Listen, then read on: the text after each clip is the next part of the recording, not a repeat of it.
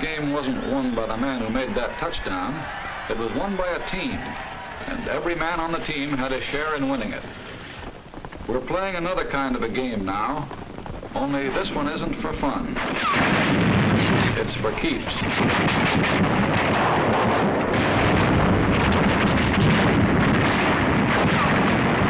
And this game won't be won by any single player either.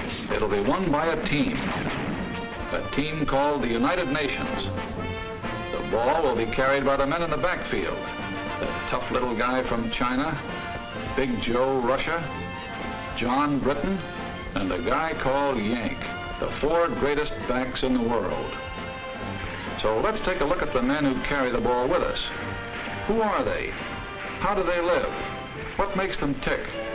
Let's start with the one that's toughest to understand, the one we know just enough about to confuse us, John Britain. Here's where he lives. A little island no larger than the state of Idaho. 500,000 people live in Idaho. 96 times that many live in Britain. The Nazis and the Japs scream about Lebensraum, living space. But there are more people on a square mile of Britain than a square mile of Germany or Italy or Japan.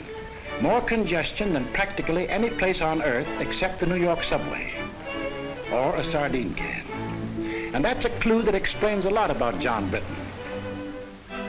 We build front porches on our houses because we didn't want to miss the chance to see our neighbors. But John Britain hides himself in a little box and plants a hedge around that to make sure he doesn't. Living that close to neighbors, privacy is part of the pursuit of happiness. And in the sardine can called Britain, they learn to get on with their neighbors. They have to. He's too damn close. That's why they have so little crime in Britain. Believe it or not, even in wartime, the British cop does not carry a gun, nor does the professional crook.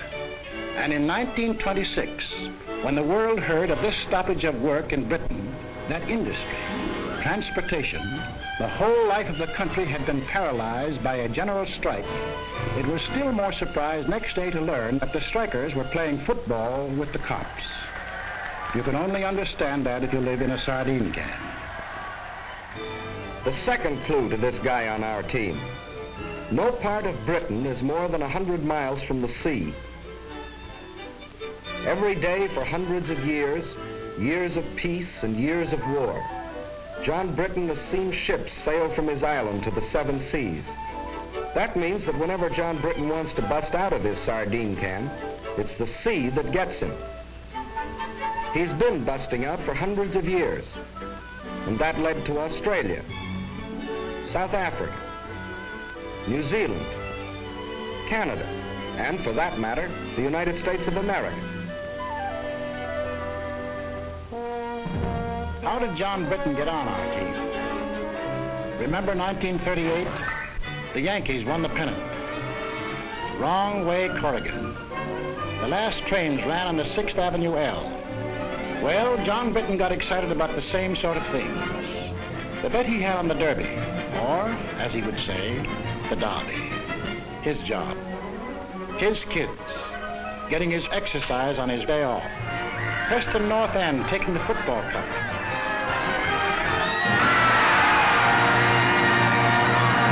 Only 300 miles away, people were cheering another kind of event.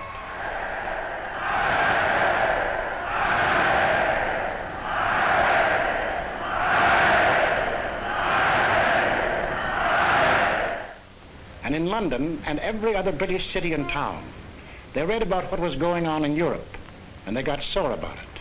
But they were also pretty well determined to keep it none of their business. Then, this looked bad. The Czechs had a mutual assistance pact with France, and France had one with Britain. This might mean war, even though everyone was anxious to avoid it. They'd been through one war, perhaps been wounded. Hundreds of thousands of their brothers and friends had been killed. There was nothing beautiful to them about war, and they had no desire for another. In a last desperate effort to preserve peace, the Prime Minister today flew to Munich. All was well. Britain, France, Italy, and Germany were signing a pact at Munich, a pact in which the Germans agreed they had no further territorial claims to make. It was to be peace in our time. But it turned out to be a strange sort of peace. Hitler's first move was to break the pact he had signed. Wishful thinking was ended. Now they knew something had to be done about Germany.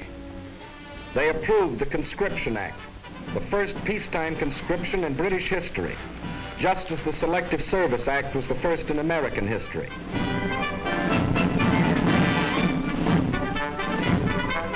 The British had put their cards on the table.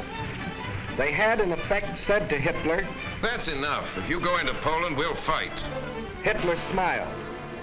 Like other would-be conquerors of Britain, Philip of Spain, Napoleon, Kaiser Wilhelm, he thought he understood the British. He didn't. The sleeping lion began to wake up. He was a pretty drowsy lion for the first 6 months of the war. He snapped and growled.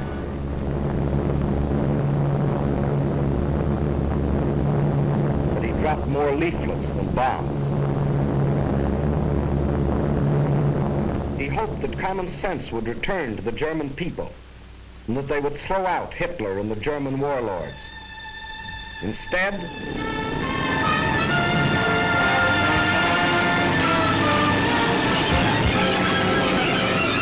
at dawn this morning, the German armies, without warning, invaded the neutral countries of Luxembourg, Holland, and Belgium.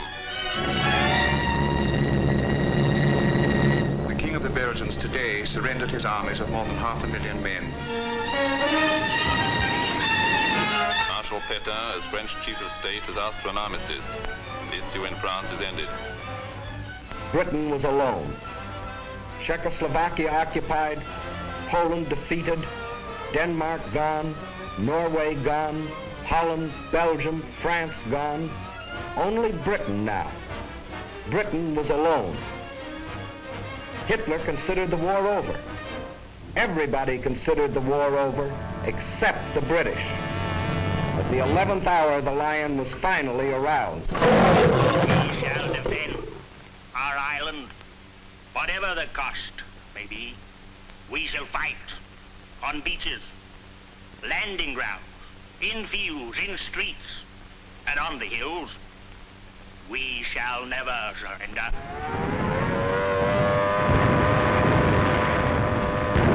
For a year, they took everything that the Nazis could throw at them. For one solid year, from June 1940 to June of 1941, they were the only major power fighting the greatest war machine in the world.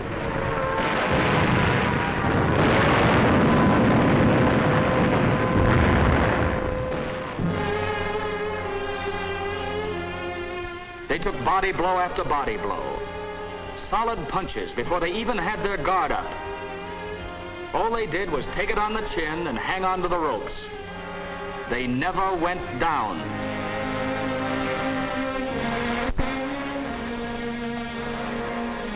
And while they buried their dead, they prepared grimly and defiantly for the day when they could strike back. There were no victories to cheer them on, just defeat after defeat. Some heroic, like the beaches of Dunkirk, or like the hills of Greece, where British soldiers landed to keep their pledge of honor to the Greek people. Landed knowing they were facing overwhelming odds. But some less glorious. Hong Kong and Singapore and Burma. But through all these long months, the British people were thinking and planning and working only for the day when they themselves could take the offensive. And that day came.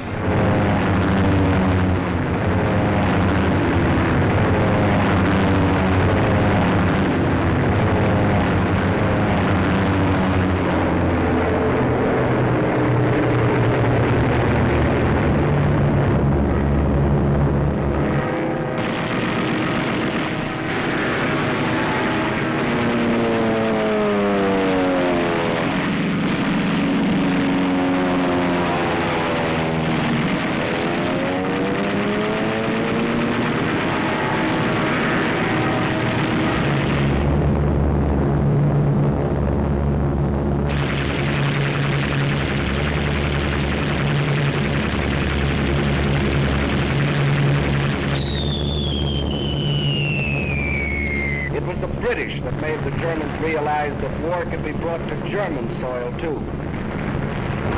Day after day, night after night.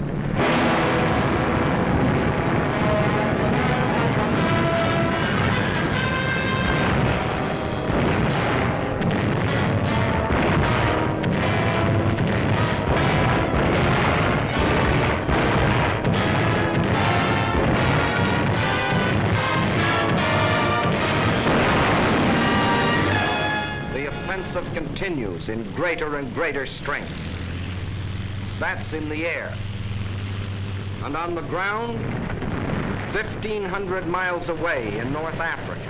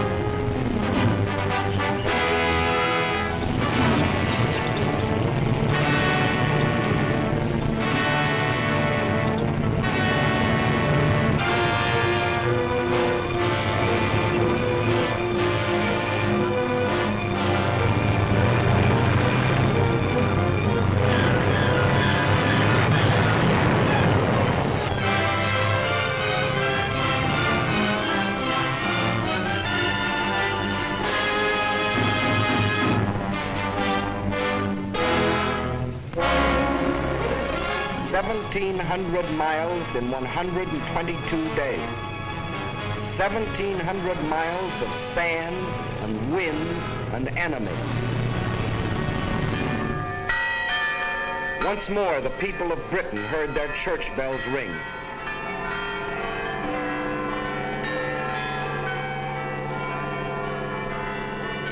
More than 3 years earlier, they had been warned that this would be the signal of invasion.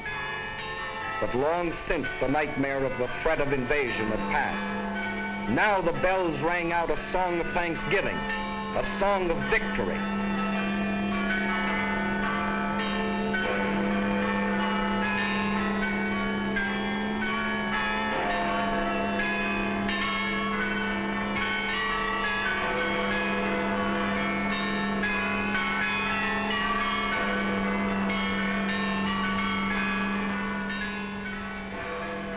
Now there's the plain and simple truth about Britain.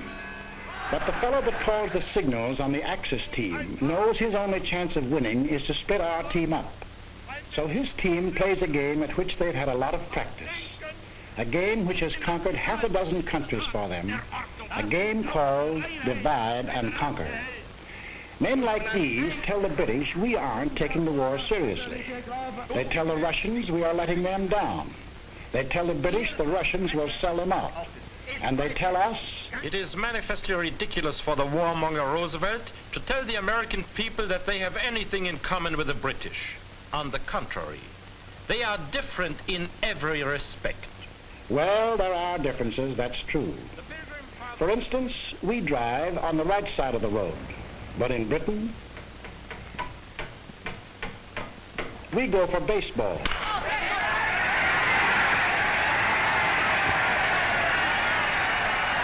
They have a little number called cricket.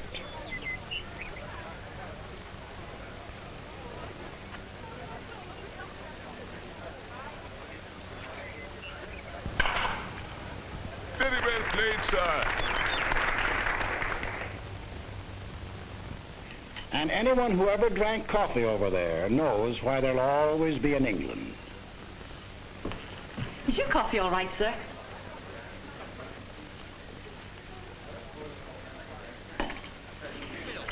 glass of half and half. Have you heard about it, boys? Give us another glass of half and half. Blimey, you'd have thought it happened to poor old Bill. And another bloke here.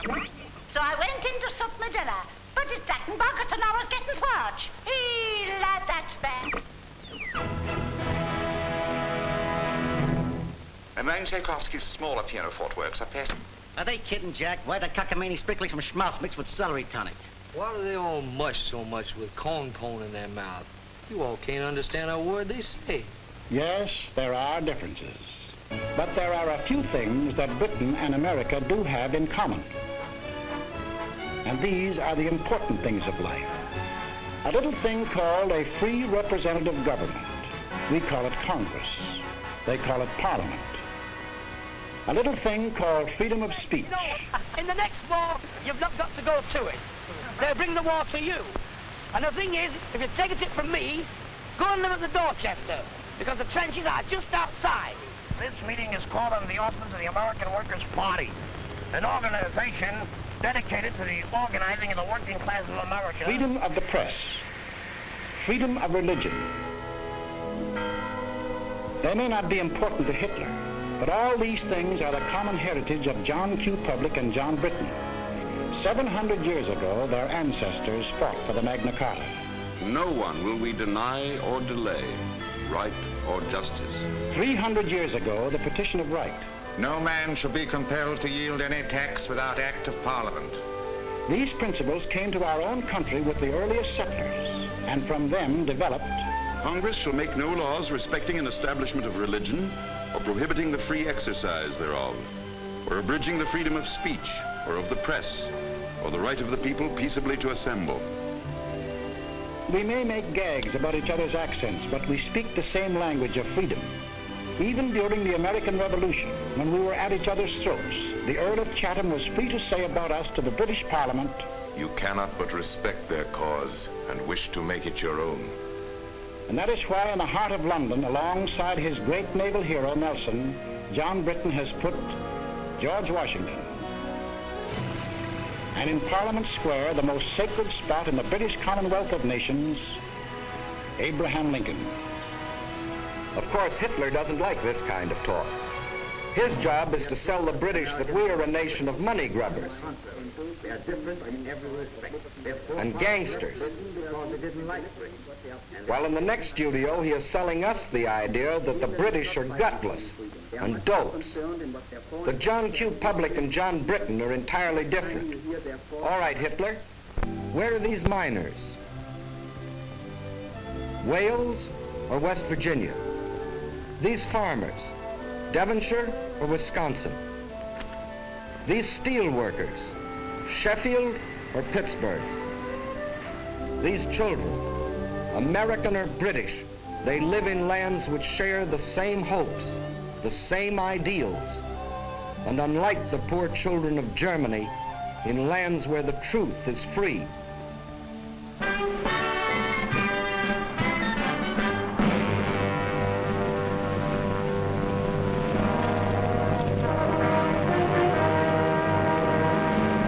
But let's not kid ourselves. Britain is not the United States, and the United States is not Britain. For instance, we don't go in for this kind of thing. They do. But there's no mystery about that.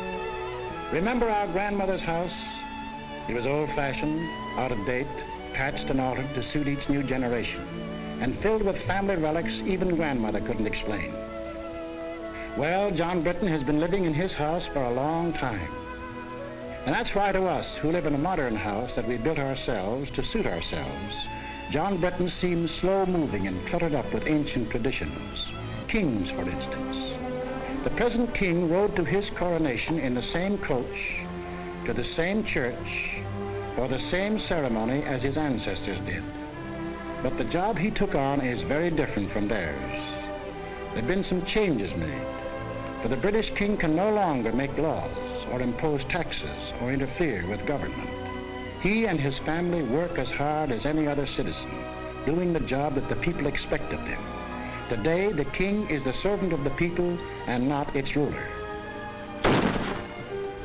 When an American is arrested and brought to trial, the bailiff calls his case the people versus John Doe. But if such a case were called in Britain, it would be the King versus John Doe. It means the same thing. Today, the British King is the symbol of the people. The British are great fans of the fellow in Buckingham Palace, but when they sing God Save the King, they're not worrying about his health. They mean God bless the British people. And the dukes and the earls? But in 1911, the people took away the last remaining power of the lords to block the action of the people's representatives. Dukes and earls don't run the country anymore. Today, there are only two people who do that. John Britton and his wife. They go to the polls, just as Mr. and Mrs. John Q. Public do here, and elect their representatives to the House of Commons. And there they fix the taxes and make the laws. And if John wanted to get rid of the lords, his representatives in Commons can at any time vote them out of existence. But John doesn't want to get rid of them. So he confuses us by keeping dukes and lords in a country where unions have long been accepted as an essential part of the democratic system, where the Labour Party, controlled by the unions, is one of the two great political parties, where longshoremen and railroad engineers have been ministers of the Crown, and where for 30 years he has had a system of social security even more extensive than our own. So when you read about Lord Louis Mountbatten or Lord Beaverbrook, former head of aircraft production, don't think they got their jobs because of their titles. They got them because they were the best men for the jobs. Just as Ernest Bevan, formerly a Labour leader and now a member of the War Cabinet, Herbert Morrison, who started life as an errand boy and is now Minister of Home Security, got their important jobs because they were the best men for them. With the things on the surface, the unimportant things, their John Britton and our John Q. Public differ. But the important part of their lives, they run the same way, the democratic way, the free way. But this gentleman never bothered about the truth. And when John Britton started carrying the war to Germany, he tried a new line. The warmonger Churchill only wages this war against the German people to save the British Empire. All right, let's take a look at that one. Here's the British Empire. And here's where the Germans were headed when Britain declared war. Does that look like trying to save the empire? Tackling Germany when it was headed into Poland and toward Russia? The one direction in which there were no British possessions? After Poland fell, Hitler hinted at peace with the British. This was the perfect chance to save the empire. But it wasn't saving the empire that the British were thinking about. The position of His Majesty's government in respect of any peace offer by Hitler. We are not, in any circumstances, prepared to negotiate with him at any time on any subject. And after Britain had been on the losing end, month after month, it had another chance to save the empire. Even now, Hitler thought John Britton would make a deal. We heard the British answer. What kind of a people do they think we are? Is it possible they do not realize that we shall never cease to persevere against them until they have been taught a lesson which they and the world will never forget?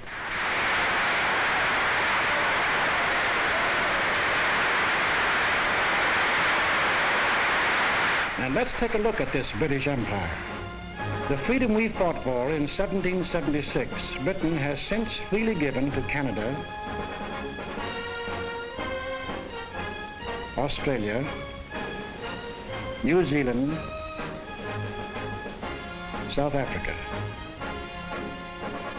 These are independent nations with their own parliaments, their own laws, even their own money systems, their own tariffs, which often work to Britain's disadvantage, their own armies and navies.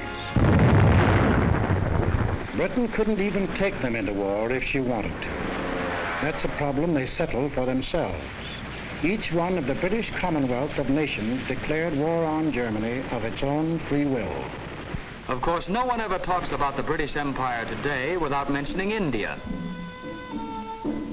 And men of goodwill in Britain as well as other countries have been outspoken in their demands for Indian freedom. For no man who believes in democracy can support foreign rule of any people. But there are things that many of us do not know about India. For instance, that India pays no taxes to Britain, either directly or indirectly. That the Indians fix their own tariff laws, frequently to Britain's disadvantage. That of the Viceroy's Executive Council, 11 of the 15 members are Indians. And in the courts, 10 of every 11 judges. Furthermore, that no Indian is ever conscripted for service in the Army and Navy. It was voluntary enlistment that raised the Indian Army from 170,000 at the outbreak of war to 1.25 million today. And on the subject of India, listen to the words of Field Marshal Jan Christian Smuts. He fought against the British 40 years ago, was defeated in his fight, and still became the leader of one of the British Commonwealths of Nations, Prime Minister of South Africa. India, if she will, can be free in the same way and by the same means as Canada, Australia, and New Zealand are today free sovereign states. Their peoples worked out a constitution for themselves. The same course is open to India if the peoples of India will agree about the terms of a free constitution. Freedom isn't a thing that can be imposed from without. It can only be created from within. The Indians have a responsibility to reconcile the differences that exist in the vast Indian population, with its 100 different languages, its dozens of different religions. And on March the 11th, 1942, the British government placed itself on record and promised full self-government to India if India will work out a constitution that will satisfy its people after the war is over. But during this war, military leaders agree Allied troops are needed in India as an effective bloc by the democratic world to keep the Nazis and Japs from uniting. Further, India provides the bases for United Nations bombers to get at the Japs in Burma. In other parts of the empire, too, democracy stands on guard. If it wasn't for the British at Gibraltar, Malta, Cyprus, Suez, Alexandria, and they're hanging on to them regardless of the cost, and their drive across Libya to Tripoli, there would have been no American landing in North Africa.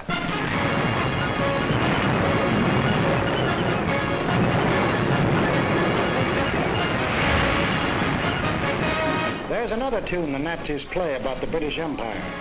The British are sitting back, letting others fight the war for them. Ooh, we know that tune very well. Britain will fight to the last Australian or Canadian or New Zealander. The truth that thousands of Canadians and Australians and New Zealanders have gallantly fought and gallantly died in Crete, in Greece, in Libya. But there's something the Nazi mouthpiece leaves out, something pretty important. Out of every 10 inhabitants of the British Empire, 1 comes from Britain. But of the casualties suffered so far in this war, 7 out of 10 were born and raised in Britain. 1 of 10 in population, 7 of 10 in casualties. And in the air, of the planes flying with the RAF in Britain, 2 out of 3 are manned by crews from the island. And of the planes on the overseas fronts, the Western Desert in Africa and the rest, 4 out of 5 are manned by boys from Britain. And then there's a little thing called the British Navy. From 1588, when it licked the Spanish Armada, to 1940, when we got moving on a 2-ocean navy, the greatest battle fleet in the world. That, too, is manned almost entirely by men of Britain, the little island in the Atlantic, an island of seafarers. And the British Merchant Navy, still the greatest merchant navy in the world, in spite of all that Hitler can do. Men from every British town and village in the stokeholds of 10,000 ships, on ice-coated decks, in grimy engine rooms, men who have been torpedoed twice, 3 times.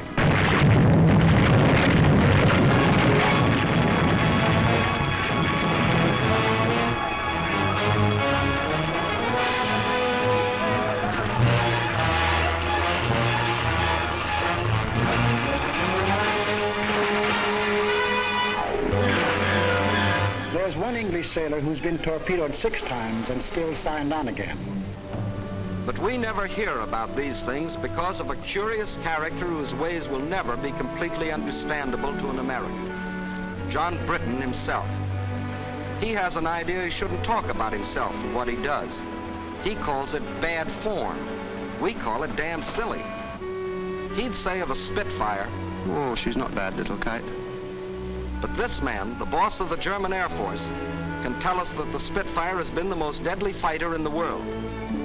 And we certainly need an interpreter when this happens. Hello, Bob. Had a good trip? Oh, all right. All right. Except that he spent 2 days in the icy waters of the North Atlantic after being torpedoed on the way to Murmansk. See this man? His name is Whitten Brown. And this man, believe it or not, is the first man who flew the Atlantic non-stop. In 1919, 8 years before anyone else, he and John Alcock flew non-stop from Newfoundland to Ireland. But as usual, the British let it go at that, and Whitten Brown went back into obscurity. There's nothing wrong with John Britton that a correspondence course in showmanship wouldn't cure. For a moment, imagine that you're not American, but British. You'd still be in uniform.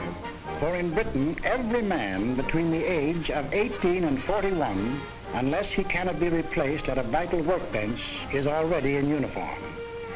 Your old man, too.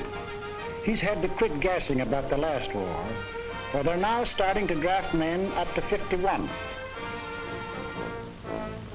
Dependents or no dependents. If you've got yourself into this mess, your draft board will say, "Frightfully sorry, old chap, but you're in the Army anyway." And your kid sister, if she isn't a sailor, or in the Air Force, or the Land Army, or a ferry pilot, or in the fire brigade, she's probably in the Army, for they've drafted unmarried women up to 30. And even if she's married, every woman up to 41 can be drafted to work in war plants. And it's a real draft, for 8 million workers, men and women, can't quit their jobs or be fired without government permission. Britain is only 20 miles from German guns and German planes. Everybody, man or woman, young or old, is in the front line.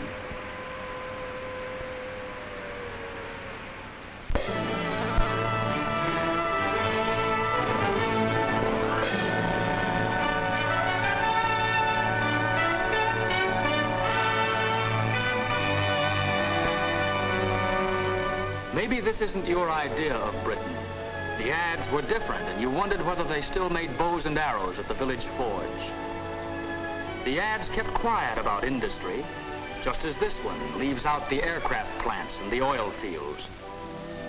Well, they have the rich green fields you've read about, the quiet country lanes, but they also have the steel mills of Sheffield, the Pittsburgh of Britain. They have the picturesque little villages, the gently flowing streams, the lovely old castles. But they also have the shipyards of the River Clyde, not as modern as Henry Kaiser's, but still one of the greatest in the world. They have the old cathedrals, deathless reminders of a rich tradition. But they also have the great industrial cities of Birmingham, Glasgow, Manchester, Leeds. They seldom, if ever, saw an American tourist, but they made Britain, even in peacetime, one of the greatest industrial powers in the world. And in wartime, even as late as July 1942, this little island, no larger than the state of Idaho, was making more war goods than we were. Maybe you thought John Britton sat there and waited for us to send him planes and guns and tanks. Well, he's deeply grateful for what our Lend-Lease did for him. It saved his skin when he was in a tough spot. But today, Lend-Lease works in more ways than one. For today, John Britton himself furnishes planes and guns and tanks through the same Lend-Lease to us, to Russia, and his other allies all over the world. In Britain alone, our forces have received, free from the British, 1.5 million tons of food, clothing, and munitions, and 2.5 million tons of other materials. There's another thing you ought to know about Britain. If your unit gets sent there, you probably won't be invited out for supper or for a drink. That's not because the British don't want to entertain you. They haven't anything to entertain you with. Britain is mobilized for war, total war, and that means an end to civilian supplies. If you were a Britisher, you wouldn't expect your girl to use lipstick. There isn't any, except what we bring over as bait. She wouldn't be smartly dressed, for clothes are rationed, severely rationed. It's very unlikely she wears stockings, for if she bought a pair of stockings a month, that would be all the clothes of any kind she could buy. That's some rationing. We think our gas rationing is tough, but John Britton gets no gas at all. He goes to a pub to buy a bottle of whiskey. The pub keeper laughs in his face. Grain is needed for industrial alcohol. Industrial alcohol is needed for munitions. And nearly all the reserve stock of British whiskey is kept for sale to America to pay for the goods Britain buys here. For don't forget, besides Lend-Lease, Britain buys and pays for vast quantities of goods.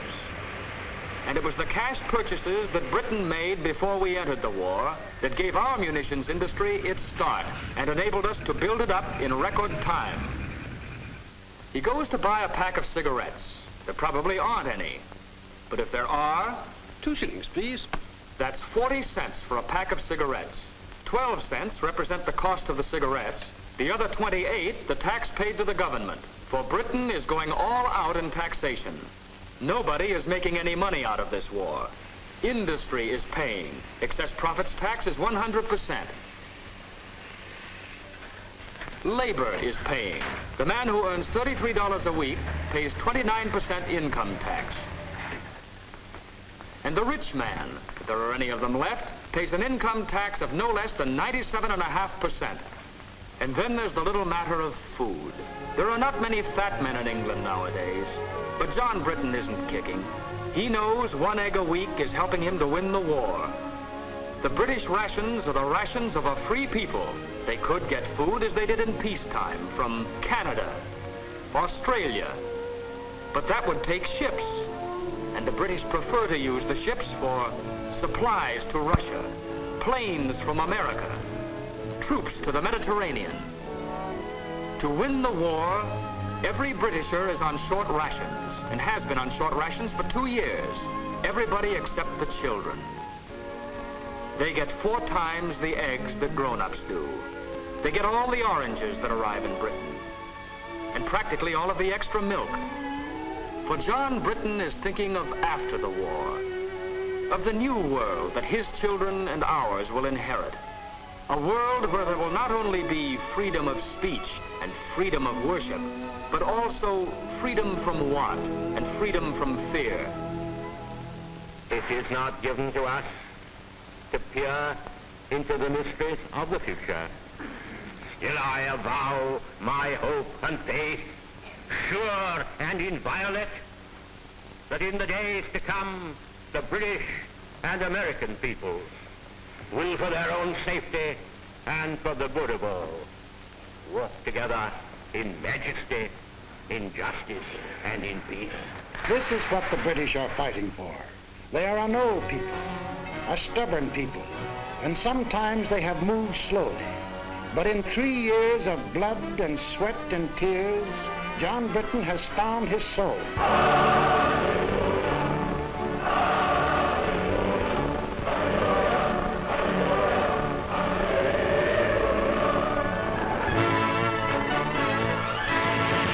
Now he is tough. Now he is determined, and now he knows where he is marching, to victory and to a new world. He's a good man to have on our team.